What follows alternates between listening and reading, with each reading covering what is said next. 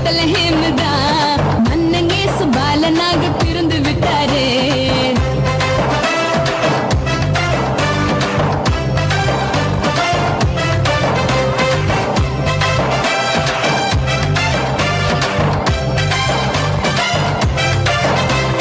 செய்தி சொல்ல யாரும் இல்ல தேவதூதன் தான், வழிகாட்ட யாரும் இல்ல நட்சத்திரம் தான்.